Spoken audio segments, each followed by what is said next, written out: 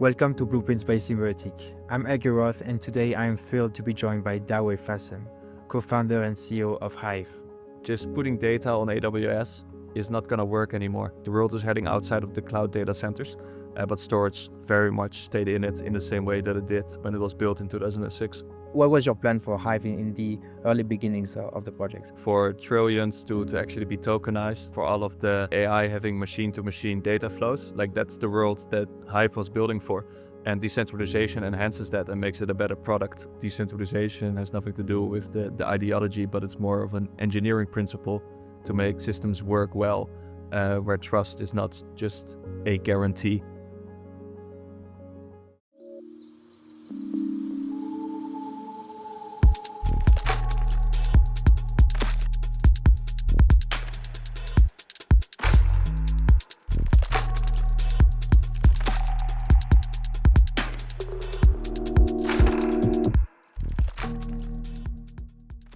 So hey Douwe, how you doing?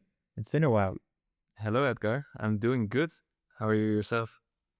I'm doing great. I don't know if you recall, but this is actually like maybe close to the anniversary of our first podcast together back when I was at Kiln and we were recording the Kiln Restaking Rendezvous. So yeah, it's a great second edition, even though it's in a different channel. I think that might have actually been my first podcast that I ever did with you. Amazing. I'm great. It's always good to be someone's first. Uh, Perfect. First, let's start with some rapid fire questions. What's one thing you believed about crypto when you started that you now think is completely wrong? I think there are so many things that I started in crypto when I was like 16 years old. So obviously when you're like a teenager, your world vision is very different than it is when you're older. But I think the main thing is that I really believe that crypto and decentralization was all about the ideological beliefs and like the politics behind it. But I came to the realization that decentralization has nothing to do with the ideology, but it's more of an engineering principle to make systems work well, where trust is not just a guarantee, but you're working across trust boundaries. What's the worst advice you've ever received as a founder? To launch a token to get traction. I think that's the worst advice I've ever received. If you could go back and tell yourself one thing before starting Hyve, what would it be? Probably just to trust your instincts more and not second guess yourself so much. There's been a lot of second guessing that I did, especially in the beginning. But I would say just trust your instincts more. If you were not building Hyve, which crypto project would you join? Symbiotic, obviously. You cannot say Symbiotic. I cannot say symbiotic. To be honest, I don't know. It's I don't really imagine myself doing anything else but a Hyve. So I think if it was not Hyve, then I would have to think longer about it than a rapid fire question. But definitely something in crypto, and definitely something in the infra space. What's the biggest L you've taken on chain? Oh, so many. It's I once got my wallet drained because I pushed my private key to GitHub. I lost so much money in all of the yield farms that all had a vegetable attached to it during DeFi summer. I never really invested a lot. I never really made a ton of money.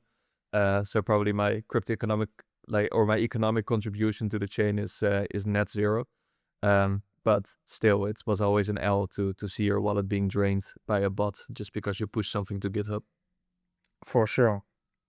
Actually, let's dive into some longer form questions, and it's great that you're telling us about the biggest L's because so you have started coding at 11 and you're playing around with Bitcoin faucets as a teenager. So I'm sure you could have you have made some money there. Most people find crypto that that find crypto like very early. They end up either trading, opening a family office, or just like drifting away to do something else, maybe going to early retirement. What is the thing that pulled you in instead and gave you the will to build? Yeah, it's indeed. So I started coding when I was like 11, and it was nothing crypto related. I wanted to build a website for cars to essentially just meet people that had fancy cars, so that if you were a kid interested in cars, they could drive you around.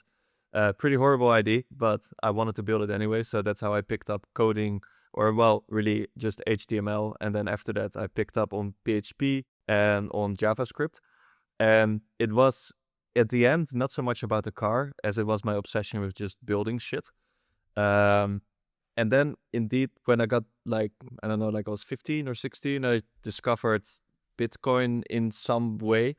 But it was really, I didn't really know that you could even buy Bitcoin. I think Coinbase was already like kind of in its early phases, but this was really for me just to like completely detached from trading and just trying to find all these facets and gamifying them to essentially just get as much Bitcoin as possible, without really knowing how to sell them, even though they had a market value on Google.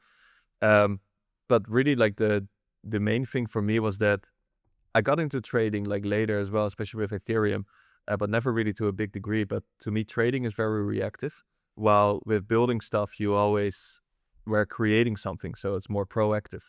And that's something that I'm much more aligned with myself ever since I was a kid, to just create things and just let your fantasy play. While with trading, yeah, you're very reactive, and sure, you can start a family office and just invest in things, but yeah, I'm more of an operator in that sense. Amazing. So yeah, walk us through a little bit, like you've told us about like your beginnings in crypto, but what's the path that you were on by when you were founding Hive? Like what were you doing before? What made you tick? And yeah, what made you want to build in a very unglamorous corner of the stack? I am very unglamorous, Edgar, you know that. But it's yeah, it was something clicked for me when basically when data availability, like the papers came out from Celestia's site or Lazy Ledger back then. I started reading those and was like following it quite closely. But I was always pretty obsessed with storage, even though it's a very indeed unglamorous and boring part of the stack. I was always pretty excited by storage and seeing like all of these data systems being built. I built quite some like data indexes myself and did quite some big data analytics myself as well. Um, but I never really saw storage as something that was really progressing that much in the decentralized web for two reasons. One is that people, it didn't really seem to have much product market fit, as well as that it didn't really seem to be as scalable as S3. So you would have to give up so much just so that you are 100% sure that your data is there, or 100% sure that like S3 doesn't own your data. But it was like 2 years ago when it clicked for me on how to build more scalable systems. And then it clicked for me as well that with like this DeFi really took off, you had more and more AI agents as well, like actually starting out with like GPT and then later on Anthropic. And then you had like the whole RWA tokenization boom. And that was already kind of in its beginnings a couple of years ago. And it clicked for me that just putting data on AWS is not going to work anymore.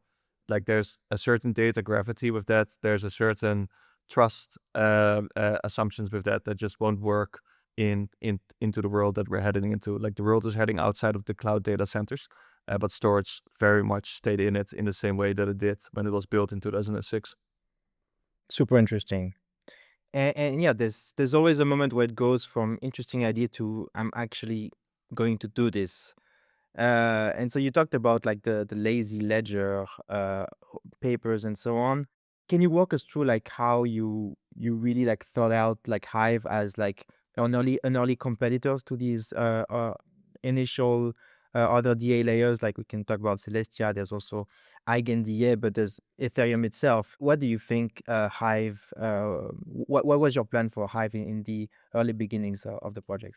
Yeah, it was, and I think Felix will remember this. Like the idea was never to actually build DA for rollups, and that was basically like what all of Ethereum DA and Celestia in that sense as well was doing. I just read the papers and I saw an opportunity there to actually build scalable data storage infrastructure, and the idea was always to build something bigger than just rollups. Rollups use a tiny amount of data, but we thought if this can be built out, then it can be applied to so many more areas of the industry, outside and inside of Web3. Um, So in that sense, we always wanted to differentiate, to take the same technology, but build a faster storage layer and a better storage layer that no one is in control of, and that has the same performance as the cloud. But do that do that for a totally different market than what Celestial's focused on. So in terms of competition, I never really set out to like compete for like the roll-up market. I really wanted to just take the technology, advance it, and set out into a different market.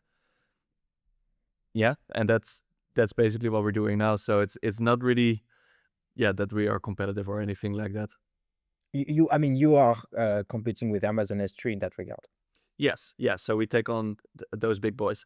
So yeah, we definitely are competing with them, and we definitely have way much more to offer than AWS S3. But that's indeed like the market that we're after. Great.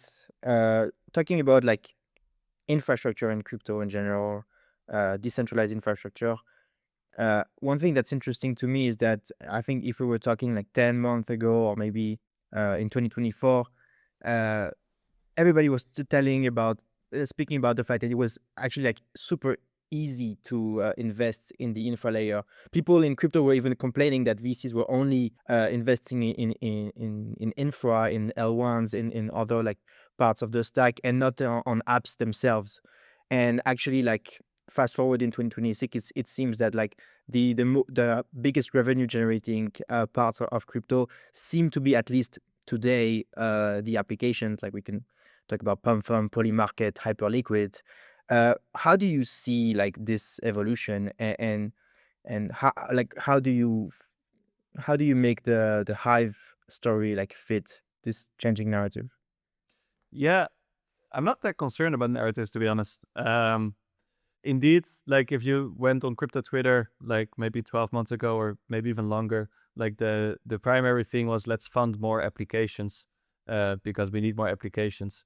But we already had quite a bit of applications. But yeah, I mean, people on crypto Twitter should also probably use them. And I think that definitely has shifted. Like there's a lot of great applications and a lot of people are indeed investing in them. And infrastructure probably was a bit more or too much, too over invested in, so to speak. There were like a lot of crypto or like infra projects that were invested in. But yeah, when it comes to Hive, we really just are concerned about what the end user thinks about us, and the narratives that surround that's not our primary concern. Yeah, fair enough. And also, I guess like one big criticism that we could have made of crypto investments from VCs back in 2024, early 2025, is that yes, there was a lot of investment on infra, but a lot of that infra was just the same thing a bit differently. So people were just investing on like reinventing the wheel of. Yeah, and that criticism I 100% understand as well. And then like if you are gonna invest in that, then just throw that money into a good application that's is fun for all of us to use. I 100% understand that, especially if you're just taking the same recipe, forking it, but giving it a different name or building it on a different blockchain or something like that. Yeah, exactly. But so like if we zoom out a little bit and look at like the past evolution of the crypto ecosystem, like who were you selling to back then, and who are you selling to today? Like how has like the change in like market sentiment and builder sentiment impacted you?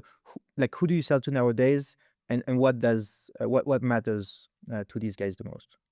Yeah, good question, because it's something that we've been thinking about or reflecting on as well. Because if you took us like a year ago, we would be mostly doing BD calls with people that are building like perp dexes or high throughput L2s or some deep in projects as well.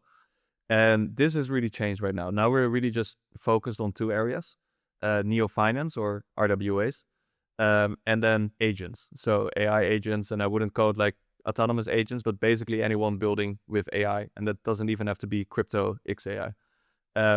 But yeah, a year ago, that was not really something that we were really that focused on.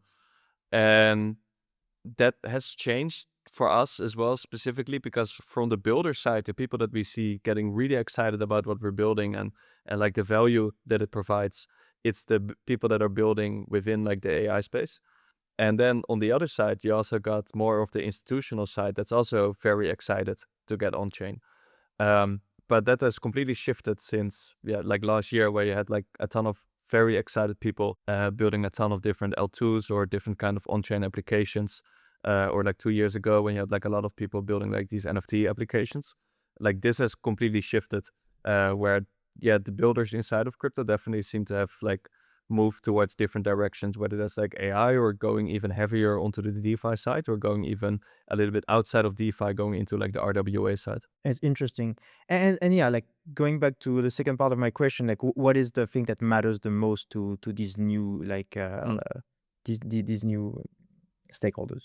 Sorry, I forgot to answer this part of it. But yeah, like different things that matter. So for the AI side, the things that seems to really matter is around some level of like control over their data, as well as just the sheer cost of data. So if they were to use like cloud solutions, cloud was really built like around this data center concept in 2006 when all of the data generated came from people clicking buttons. But now with AI, you really got machines generating data and sending it to other machines. And that's much more bigger volume. And if you put that all into a data center somewhere in Ohio, and your agents are going to use it in Berlin or in Lisbon or in Madrid or wherever, you have like these egress fees that you constantly pay to get your data transferred, as well as like the latency fees. This seems to really eat away at their bills, as well as then the sovereignty part, which seems to be why people are frequently launching Mac Minis to actually get their open class up.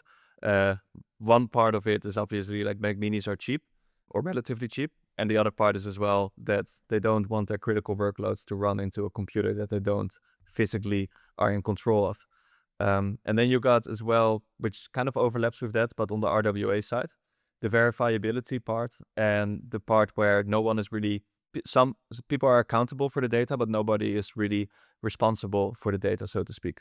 So that really matters in RWAs where there's a ton of data that is living off-chain, a ton of off-chain states that will affect people that are operating on-chain, but there's no real good verifiable bridge between those two states. You got oracles, but they are working with like subjectively reported data, but nobody's really building that layer where the data itself is 100% accurate and can source as like this way of building the off-chain state, but verifiable, so that oracles can report it to the people participating in DeFi. So for them, like the trust boundaries and the verifiability is incredibly important. Yeah, we'll dive into the RWA bit a little later, but I guess in a couple of words, like what would you say like is a simplification of like your roadmap for Hive in the next couple of months? Yep. So very simplified. We want to launch first like our backend system, so to speak. Backend system might be a little bit of an oversimplified term for it. That's step number one. And then step number two is both like pilot it out with a couple of RWA projects that we have in the pipeline and pilot it out with AI builders as well. And for both of those, what we want to do is just provide a good data primitive that's gonna essentially change the way that they currently do things, but in a very simple way, yet a completely effective way as well. Amazing. And of course, we couldn't do this podcast without talking about our partnership. Like you've been building on Symbiotic from day one, and you've been thinking about integrating Hive on Symbiotic and building on our tech since the very inception. Where does this commitment come from? Sorry, and what motivated this decision? Yeah, it's a good question. It's we been basically there since like the start, and the motivation hasn't really changed. Like it was always I wanted to build like Hive, and I wanted to primarily focus on the actual data architecture. There was already plenty of work to focus on, but I also wanted it to be decentralized and crypto-economically secure. And Symbiotic was like the natural fit for us to do that. That's how we started out. So that was like the whole shared security and the restaking part of things. But now Symbiotic is pretty much evolving to do much more than that. So one of the things is, it's maybe a little bit technical, but like the Symbiotic relay part of things that made it so incredibly easy for us to build this sidecar next to Ethereum. that can just use crypto economic security on Ethereum. So we don't have to like maintain our own off-chain state, so to speak, that everyone needs to trust or verify. So that's something that has changed. And I see like you guys doing awesome things with CAP as well, or CAP. There's awesome things happening as well with the Chainlink stack that you guys built. So it's definitely like you guys are very innovative, and that's something that I kind of brought as well as in the beginning as like feedback, which is that from like the beginning there were ideas about slashing, ideas about rewards that I was very aligned with and that were very clearly thought out. And yeah, you guys have just been killing it since then. And that's also the reason that we're using Symbiotic for in our stack as well. Thanks a lot, man. Appreciate the compliments.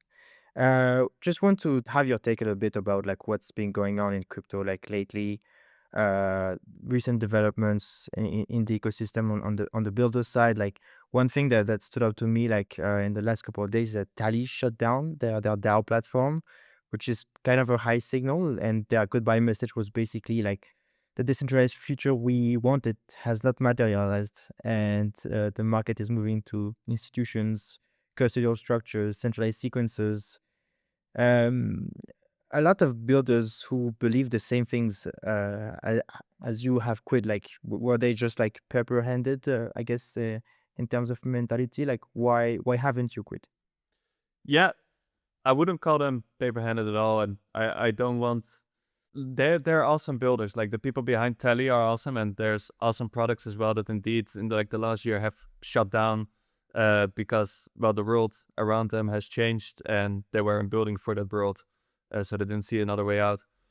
I think when it comes to Hype specifically, decentralization is not really a substitute for product market fit. It's not something that is a product by itself.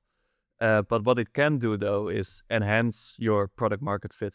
And that's something that works specifically well for Hive's product. So in our case, decentralization enhances our product market fit, but it's not our core feature or like our core product. And for me to like the world is moving towards that place as well, where within AI, like the data flows are completely changed compared to how they normally operate for web apps on the cloud, for example.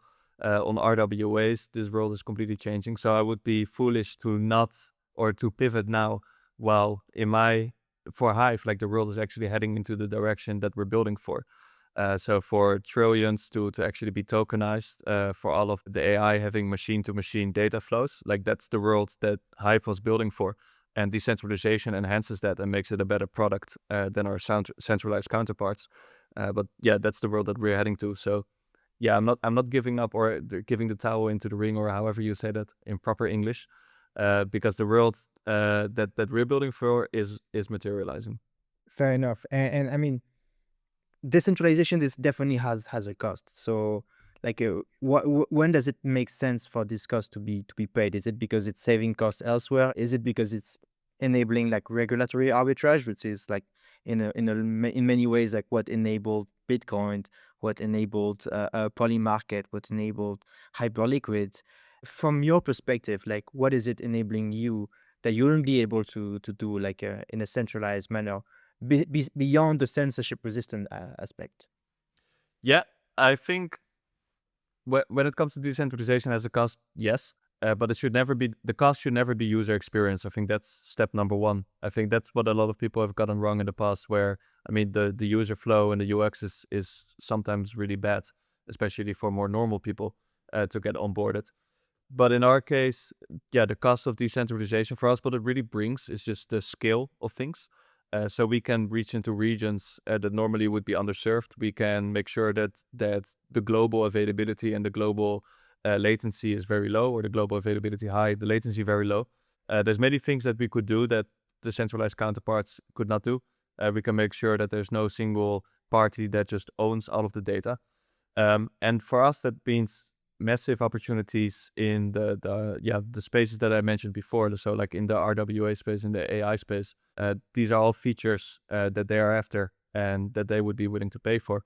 But in our case, we also set out a very ambitious goal of actually making Hive as cheap as it would be to use AWS or to use any kind of cloud service provider. So we try to hide the cost of decentralization as much as possible, or at least mitigate that cost. Interesting. Also wanted to tap into like the RWA topic. It's been obviously like a growing vertical in crypto right now, despite the current bear market, tokenized bond, private credit, and even tokenized real estate. However, like there's been a growing criticism that this is just a way, essentially, for TradFi to repackage some bad products and find some exit liquidity on chain. What's your take on that? Yeah, definitely a couple of doomer stories that you can read on X. My take on this is I think indeed like there's definitely probably some institutions that just see RWAs as like a different kind of way to get rid of bad debt. I think from at least the people that we're speaking to, there are real applications of RWAs that actually wreak a lot of benefits to the people that are investing into them or the people that are issuing them. So there's definitely real applications. I think when it comes to the crypto sphere and the way that we see things, crypto investors have gotten smarter over the last couple of years. So when we look at yield, you often think, am I the yield or where does the yield come from? And with RWAs, inflation is never really where the yield comes from. So then you start really looking what are the risks? And those risks are smart contract risk, that they are like economic risk. That's all things that we're used to in crypto, but there's a couple of new risks that we're not really used to, which is custodian risk, and oracle risk or data risk.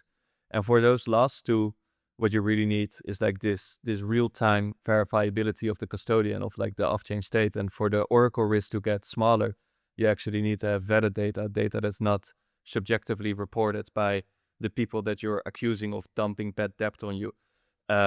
So that requires more verifiability, more transparency about it as well. And yeah, if we don't get that, then I would say people dumping bad debt on you is probably gonna happen, and it might have like really disastrous results. But if we do get all of these components right, and we do have a world where all of these RWAs can work under the same trust assumptions that we do with DeFi, then we can head into a world where indeed the entire world can be tokenized with very minimal risk of the institutions just using it to dump their bad debt on you. Do you think this is like something that worries like people like I mean you are in a way you're servicing these RWA issuers like is it something that they're asking in order to better integrate with DeFi? Yeah, 100%. Like all of them, they need this verifiability component, and they're already used to work across trust boundaries, and they are used to working across regulations. So there's a lot of in the normal world already. There's a lot of things that they need to do to make sure that they stay compliant, or to make sure that they can actually attract investors because they're actually honestly reporting data. So for the tokenized world, I really don't see it any different. It's just that we don't really have the integrations right now, but Hive is building them. That's clear. That's clear. Um, One thing I wanted to ask you also about is your relationship with Ethereum. You've been a big Ethereum believer for as long as I've known you, and you've been sharing the values of the Ethereum ecosystem. Recently, the roadmap has taken a lot of criticism. That has shifted a lot. There's been a growing institutional influence, but yet the EF just recently published um, a mandate paper, not a manifesto. How do you feel about like this recent document? Like, do you feel aligned about this new tone by the EF? Like, what's your take there? Yeah, I mean, I'm a bit of a cypherpunk, so probably when you said like you know me to be aligned with Ethereum, you probably meant like a bit of a cypherpunk. So in that regard, I don't really think it's that big of a deal of what they reported. I saw indeed some of the criticism. Um, I think what they're doing is probably good, to be honest. I very much align with like censorship resistance and open source. I think even though the institutions are coming on chain, we also have to ask why are they coming on chain and who is coming on chain and why are they not using another chain as well, right? And it's probably exactly for these values that they're coming to Ethereum, because it is actually neutral and it actually has the uptime that they require and has the accountability requirements that all of these like institutions actually require. Like accountability is like a big thing, right? Like who do I sue? And in Ethereum's case, it is you sue nobody. So are you willing to pay that price that you cannot sue anybody if things go wrong? And I think Ethereum has proven that track record where you don't need to sue anybody because there is / there's cryptoeconomic security, and you can kind of trust that nothing will go wrong, at least if you code your smart contracts right. And to keep building Ethereum that way and to kind of value this cypherpunk dream and to essentially make the cypherpunk experience an even better experience, I think that's the right way to go. And to scale that up as well and to increase the censorship resistance. I think this is a way that we can keep building into the future where no matter what country you're from and you're an institution, you can keep tokenizing your assets, you can keep participating in like this on-chain economy. And what do you think about the other parts of that mandate? Like one thing that surfaced a lot was the idea of crops, censorship resistant, open source, private, and secure. One thing that we definitely are missing right now on the Ethereum L1 is privacy. How do you feel like this should be prioritized by the L1 devs? It was never really like, correct me if I'm wrong, but it was never really a priority up until like maybe a year ago, right? I think so. Yeah, I mean, like privacy in general in crypto, like really resurfaced. Probably yeah, end of 2025, Yeah, mid 2025. yeah. I wonder really what changed so much in the group thing, so to speak, that became suddenly very important. It's for us actually, privacy is also something that we've been thinking about more around data privacy, because if you're in an institution and you want your data to be verifiable, you don't necessarily want everyone to have like a quick look into your accountancy books. Perhaps that's like the reason, but I think privacy, yeah, in my opinion, it's a human right to have privacy, and especially when it comes to your money. So I think it's a good thing to focus on. I would have to say, as long as it doesn't come at the cost of user experience. If you now have to like run your own RPC node from your Mac, and if your RPC node now fails, and you lose all of your coins, then probably not that good of a deal. But yeah, I would say privacy is a very important one, as well as security and open source and censorship resistance, obviously. Great. No, that's great. And I guess one question before we leave that I want to ask you is if you could give an advice to a young founder, someone that maybe would be starting off in crypto, like the same as you were like 3-4 years ago, like what would be like the number one advice you would give to that person? I would say focus on if you're building something very novel, like let's say you're building infrastructure as well, and infrastructure in crypto always tends to be kind of category creation. I would say focus first on the category creation and focus on spreading the word on that, and very much building in public and getting your feedback on that, before focusing too much on the tech, because the engineering part is very hard, but it's very well defined hard. While category creation means that you actually have to educate people on why the things they've been doing over the last 2 years is broken, and how that can actually be fixed. When we started building Hyve, many people said, yeah, but just use AWS and put a hash on chain. And that's incredibly broken for so many reasons. But to actually make people understand it at a bigger level, and actually learn as well on how to explain this properly and how to build for this problem specifically to reach those end users that are currently stuck in their current workflows. It's a much bigger task that's much less well defined as the actual engineering problem at hand. That's definitely a great advice. Well, Douwe, thank you so much for coming on the Blueprints podcast. It was great to have you. Before you leave, do you mind sharing a little bit more about how people can find out about Hyve, how people can follow on X and different socials? Yeah, sure. Yeah, you can follow us on Hyve_XYZ, I believe, on our Twitter handle. You can follow us, or you can find us as well at the Hyve.xyz, Hyve with a Y. We're posting quite a lot of content around what we're building and who it serves almost every week, as well as technical updates every month on what we've been working on. as well as that next week we'll follow on with some great information about our tech stack and about the next couple of months ahead. Amazing. Well, Douwe, thank you so much for coming. And to the audience, I'll see you in the next one.